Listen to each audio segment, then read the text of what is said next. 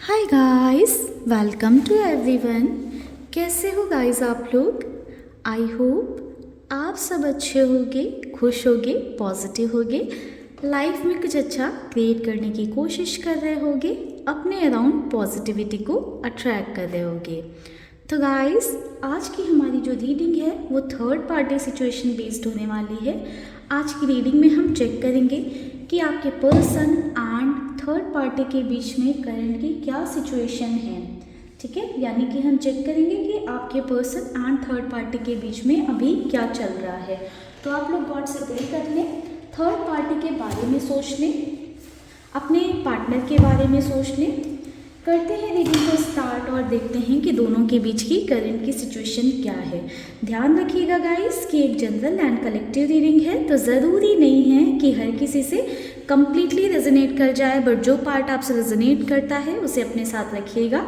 जो पार्ट आपसे रेजोनेट नहीं करता है उसे दूसरों के लिए आप छोड़ देना। ठीक है, ओम नमः शिवाय, ओम नमः शिवाय।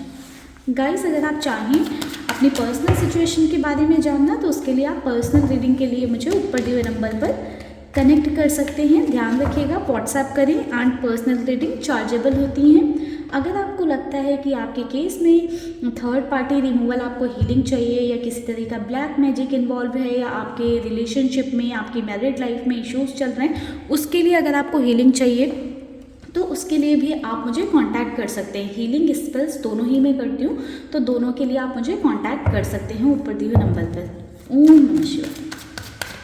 तो चलिए गाइस, अपने पर्सन का ध्यान कर लें, नाम ले लें एंड थर्ड पार्टी का नाम ले लें। करते हैं रीडिंग को स्टार्ट। ओम नमः शिवाय। Angels, universe, divine powers, please guide करें, प्लीज़ गाइड करें हमें, प्लीज़ हमें गाइड करें, हमारे व्यूवर्स एंड हमारे व्यूवर्स के पार्टनर एंड थर्ड पार्टी के बीच की करंट सिचुएशन क्या है। महादेव प्लीज़ गाइड करें। एक कार्ड आगे से ले लेते हैं, compromise. Okay, number 6,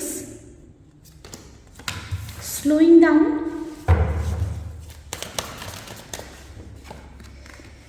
beyond illusion,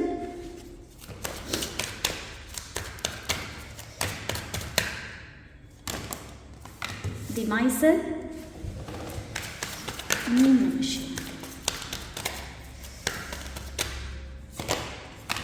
going with the flow, morality,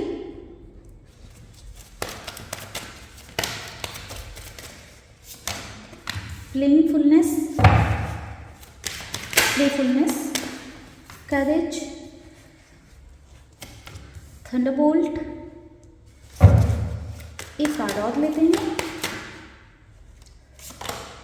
existence. Okay, bottom की एनर्जी है गाइस दी रेबल की। ओम नमः शिवाय, ओम नमः शिवाय।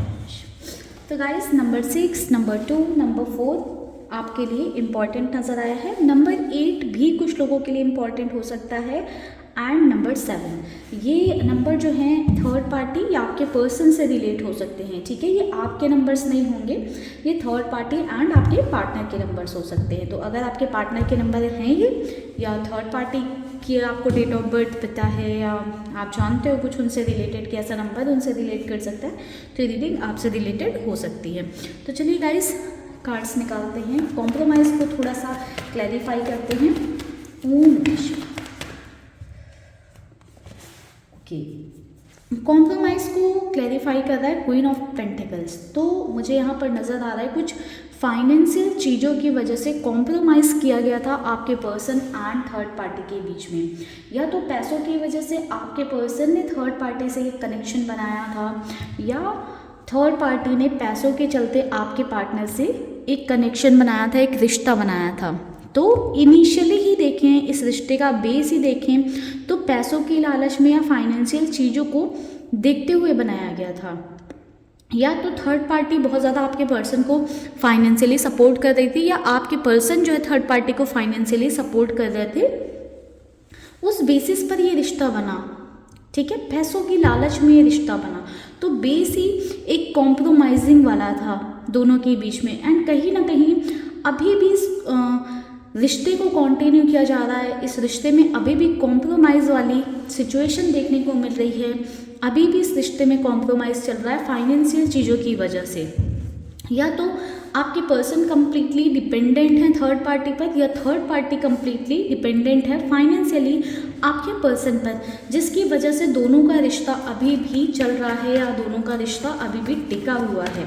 ठीक है, ऑल्दो मुझे दिखाई दे रहा है कि पहले जो चीज़ें थी इस रिश्ते में अभी वो काफ़ी जो है चेंज हो चुकी हैं, जो एनर्जी है वो काफ़ी स्लो हो चुकी है।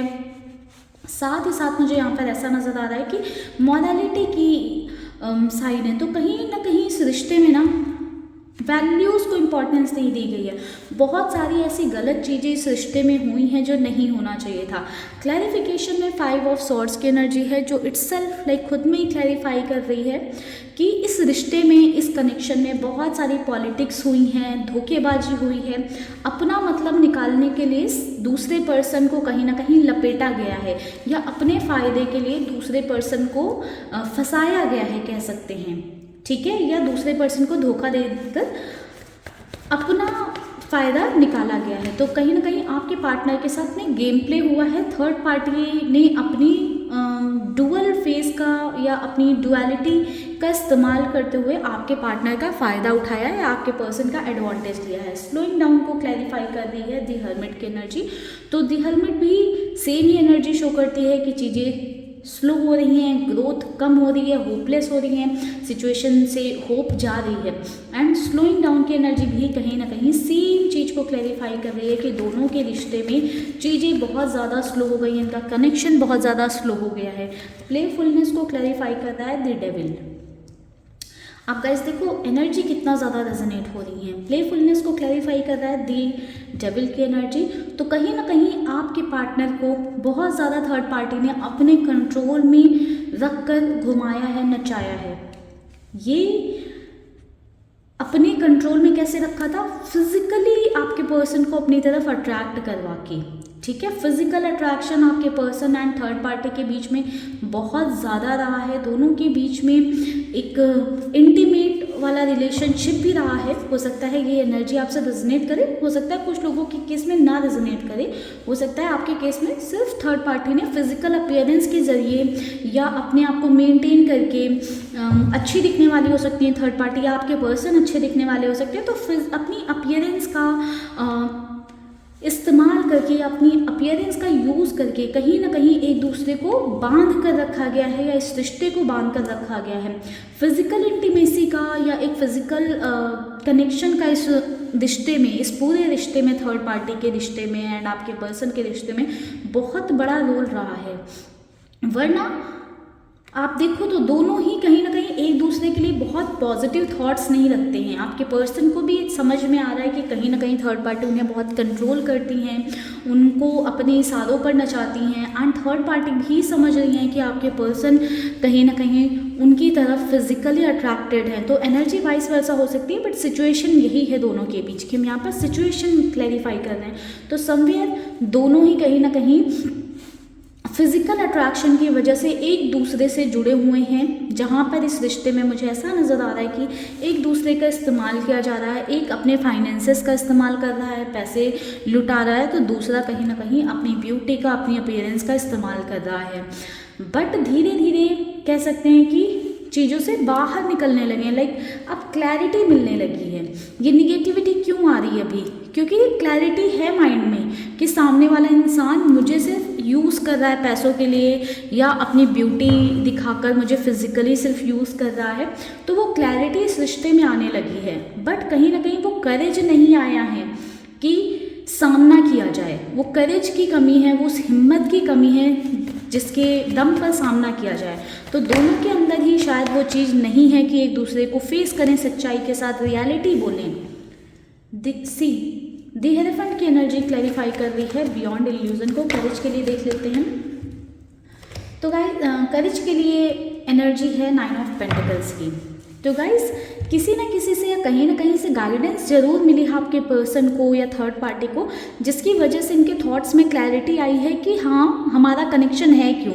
दोनों ही इस बात से अवेयर हैं या समझते हैं कि इस कनेक्शन में प्यार नहीं है, या तो एक पर्सन तो बहुत अच्छे से क्लियर है या समझता है इस चीज़ को कि हाँ मैं इस कनेक्शन में पैसे के लिए हूँ या फिजिकल रिलेशन के लिए हूँ, तो कहीं ना कहीं एक पर्सन तो बहुत अच्छे से अवेयर है कि इस कनेक्शन में, इस रिश्ते में प्यार नहीं है। एंड इन सम सिचुएशंस या कुछ लोगों के केस में ऐसा भी हो सकता है कि दोनों इस चीज़ से अवेयर हैं कि दोनों के बीच में कोई प्यार नहीं है, ठीक है, बट एक कनेक्शन बना है अपनी नीड्स को फुलफिल करने के लिए, ठीक है।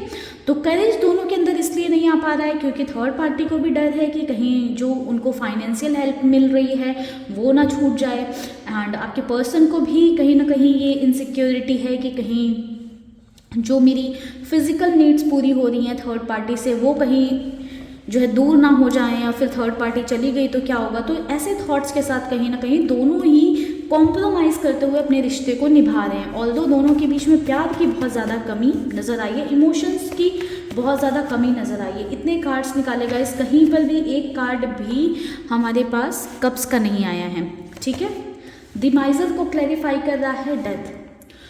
तो गाइस यहाँ पर मुझे ऐसा नज़र आ रहा है कि बहुत अच्छे से समझ रहे हैं आपके पर्सन भी और थर्ड पार्टी भी कि दोनों के बीच में जो भी चीज़ें चल रही हैं वो कहीं ना कहीं पास्ट की उनके जो उन्होंने डिसीजंस लिए हैं या पास्ट में जो चीज़ें की हैं उसी से चलती आ रही हैं। आई थिंक दोनों के रिश्ते में काफ़ी ज़्यादा निगेटिविटी आ चुकी है, दोनों के बीच में चीज़ें अच्छी नहीं है, लड़ाई झगड़े चल रहे हैं या सिचुएशंस अच्छी नहीं है, दोनों ही एक दूसरे को ब्लेम कर रहे हैं। तो ये हो सकता है पिछले काफ़ी टाइम से कर रहे हैं, तो वो माइंड में पास्ट की निगेटिविटी चलती आ रही है, बट कहीं ना कहीं छोड़ नहीं रहे हैं एक दूसरे को या एक दूसरे के साथ है लालच की वजह से।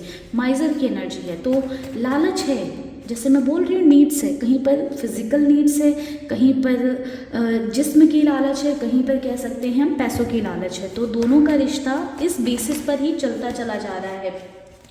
थंडरबोल्ट को क्लैरिफाई कर रहा है 8 ऑफ पेंटिकल्स।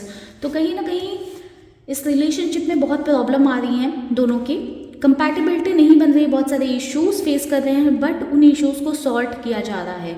रीज़न आपको ओवरऑल क्लैरिटी मिल चुकी है कि उन इश्यूज को क्लियर करने का या शॉर्ट करने का क्या रीज़न है। जो भी प्रॉब्लम्स आ रही हैं उनको रिजॉल्व कर लिया जा रहा है अपनी नीड्स को फुलफिल करने के लिए। गोइंग विद द फ्लो की एनर्जी है, क्लैरिटी बहुत ज़्यादा है बट एक्शंस की कमी है। सोचा जा रहा है कि जो जैसा चल रहा है चलने देते हैं, हमारी तो नीड्स पूरी ही हो रही हैं, क्या करना हमें।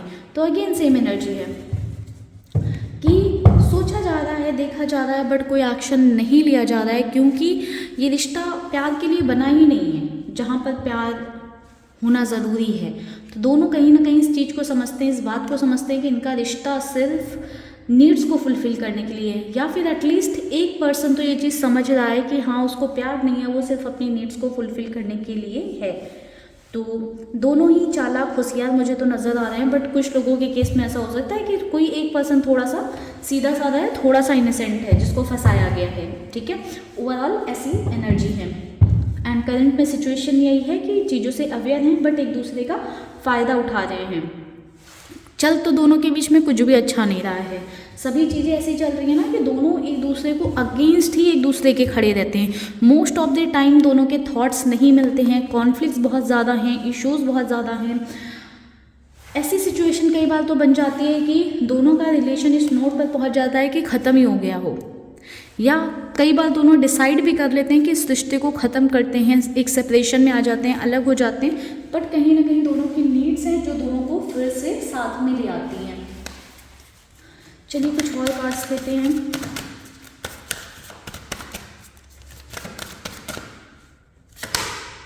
Magician and the mirror. तो जो बोया है गाइस वही काट रहे हैं, अपनी नीड्स को फुलफिल करने के लिए रिश्ता बनाया था, तो कहीं ना कहीं अब सफ़र कर रहे हैं उस रिश्ते में दोनों ही, क्योंकि एक की नीड नहीं दिखाई दे रही है गाइस। यहाँ पर ऐसा नहीं नज़र आ रहा कि किसी एक पर्सन ने नीड में आकर या चालाकी में आकर ऐसा किया, दोनों ही कहीं ना कहीं अपनी नीड्स को फुलफिल कर रहे हैं। एंड हॉस्टिलिटीज़ का कार्ड है स्ट्रैटेजी का।